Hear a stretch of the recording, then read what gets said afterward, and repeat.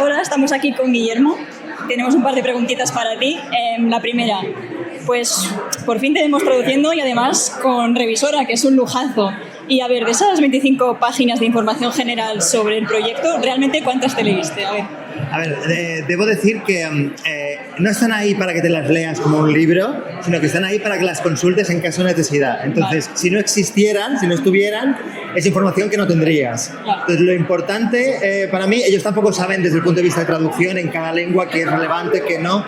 Ellos te dan toda la información posible. En algunos proyectos los miman más y te dan más información, en otros no tanto, sobre todo documentales no se le ocurran mucho. Pero entonces, bueno, te hablan de los personajes, del concepto detrás de la película o de la serie, del proyecto que sea, te hablan de dificultades, pues esta es una película de época, ten en cuenta que el lenguaje tiene que ser de época, o esta expresión, a veces incluso ponen aclaraciones que luego están en la plantilla también, entonces te basas en todo lo que te sirve para algo, que a veces, bueno, a veces la sinopsis con ver la película ya te vale, ¿no? Pero hay otras veces que... ¿Esperabais una respuesta corta o...? Da igual, tenéis cancha libre, o sea, lo que queráis. No, pues simplemente, o sea, lo interesante es que esté esa información. Y luego a partir de ahí haces búsquedas, ves lo que te puede servir y lo que no.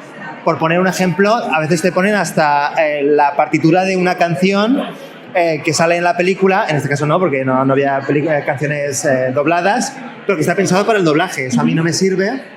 Pero digo yo que al letrista le parecerá una maravilla, ¿no? Entonces, bueno, no te sabría decir las páginas, pero la consulté mucho. ¿Consultarlas? Sí, vale. Y luego otra pregunta. Has tenido todo un mes para traducir una película y eso es un lujazo. Entonces, ¿crees que el resultado habría sido el mismo si hubieras tenido 5 días, por ejemplo? Imposible. Yo quiero pensar que el resultado habría sido bueno o decente, porque cuando acepto un proyecto es para hacerlo bien. Pero ese bien es variable, quiero decir, una traducción puede ser relativamente similar al original, a lo mejor no tan idiomática, a lo mejor no tan adecuada a la época, tan rebuscada como lo que hice, pero claro, eso en 5 días, o sea, eso es lo que harías en 5 días. Yo lo que tuve un mes, pues dije, pues voy a tomármelo con calma, voy a currármelo un poco más y voy a ir un poco más allá de lo que yo sabría hacer con relativa facilidad y voy a buscar pues, expresiones que yo no utilizo nunca, pero que mi abuela sí que utilizaba, o expresiones, porque estamos hablando, en mi caso, de una película de los años 60. Yo no estaba vivo en los 60. Entonces, no sé cómo se hablaba entonces, pero tengo corpus donde puedo consultar. ¿Esta expresión se utilizaba entonces o no? Esto no lo puedo confirmar, pero suena bastante castellano, digamos, bastante genuino, no suena a calco del inglés. Entonces, y bueno, toda la documentación de la época, ¿no? Me vi películas, me vi documentales para saber más sobre el tema. Esto evidentemente ni me lo pagó nadie ni nada. Claro. Lo hice porque me apetecía. Esa noche, en vez de ponerme cualquier cosa, me ponía eso. Entonces, yo creo que si aceptas un proyecto tienes que hacerlo mínimamente bien. Claro. Pero de ahí a que sea excelente, que es lo que entiendo que considero el jurado que era, hay un paso. Claro. Y para ese paso se tienen que hacer las cosas bien.